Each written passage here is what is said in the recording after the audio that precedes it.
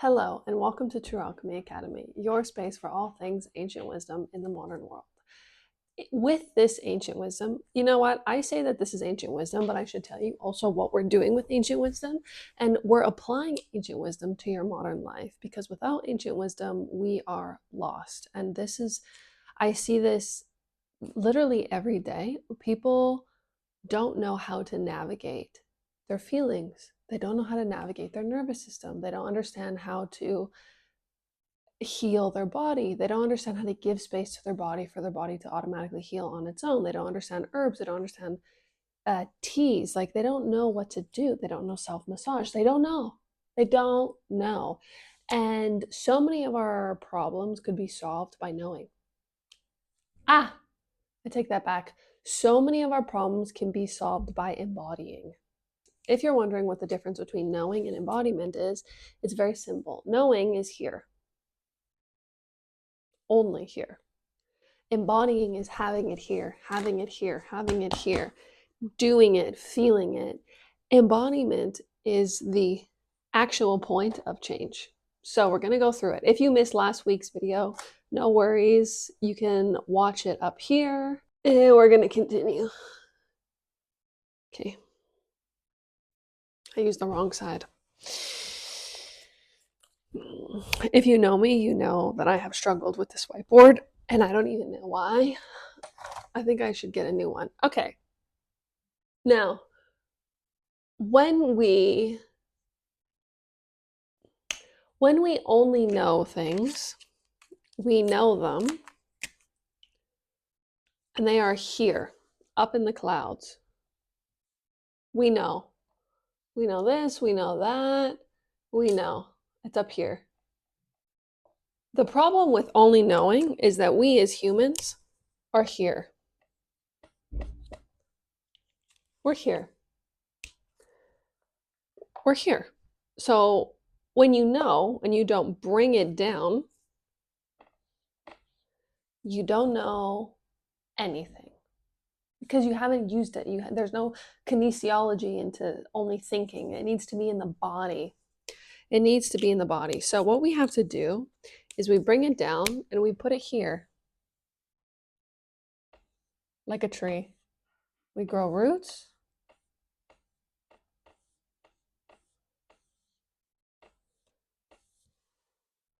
We bring the knowledge down. And when we bring the knowledge down into our bodies, into the earth, what happens is we embody the vision. So that our vision, we understand what's happening. And with this understanding, we finally see how important it is to ground in our bodies. We finally see it because it's very, very difficult to have knowledge and not use it. It's actually probably one of the most useless things in the world is having knowledge but never using it. Because that's not true knowledge. True knowledge is application. Because it's not 50-50. Like when you go, it's like learning how to do mouth to mouth CPR. It's learning how to do CPR on a dummy versus like actually having to go out into the ocean, grab somebody, pull them in. You're fighting the waves, you're fighting everything, and then you actually have to perform CPR on a real life human.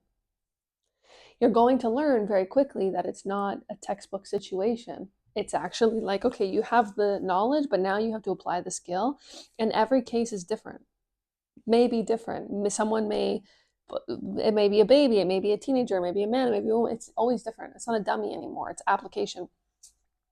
You see this a lot with experienced doctors or experienced firefighters or experienced officers. They're very fresh when they begin because they believe, okay, everything I learned is in the book. However, when they actually meet people and there are different cases of things, we see different problems show up and we have to solve them in real time with the knowledge that we have. So we're applying it. And what you need to do in your life, if you feel lost, you need to just apply what you know. And it's very difficult to embody the things that you believe that you know because you're in your head about it and you're like, okay, well, I know what to do, but then you do the opposite. It's not embodiment. Then you're just betraying yourself.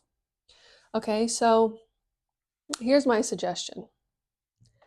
Every day, you can't just not do it every day. Every day when you have an idea up here, You need to ground the idea, pull it down, and apply it to your life. You need to apply it. Now, what do I mean? Maybe an idea is to pick better friends. So let's say you have shitty friends. You know the spiritual knowledge. You have the spiritual knowledge, but you feel stuck in your life, okay? And you want to pick better friends. Every time someone in your life that's a friend does something shitty to you, you have two choices. Continue on the path or stop and go left. Stop and go left. It's so simple, but we overcomplicate it in our minds. But it's literally just that like switch of understanding, okay, you know what? That's not my path. And you go left. So when your friend is saying something or doing something so not in alignment with what you want for yourself, I want you to pause and go left. And what I mean by that is, for example, you go out for dinner.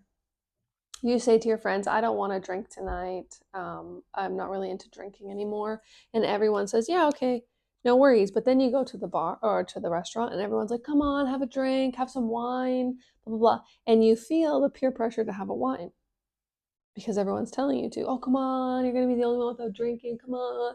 Do you want to continue on this path? Because you already said, I don't want to do it. And what are you going to do? Are you going to listen to your voice or theirs? It's a choice. It becomes a choice. It becomes application of the knowledge. It's applied. So you go either, yes, I'm going to drink and go on that path, even though you are betraying yourself. It's a betrayal. Or you go, that's not the path I want. I want this path. And you say, no, I already told you I'm not drinking. I'm not drinking. Stop. Leave me alone. And you move on. Now, when that happens, usually the wrong friends will go, oh, you're such a loser, and they make fun of you. In that moment, you have two choices. Allow them in your mind, or stop being their friend. And when you realize I want to stop being your friend, you can either get up from the table, say, you know what, guys, this just isn't for me, goodbye. Or you can sit and have this dinner, and then after, distance yourself. Two choices. There's always a choice. And it's the perception that you create. It's your perspective as well. You get to say, okay, this is what I want, this is what I don't want. It's very, very easy. Now let's say you want a relationship. Healthy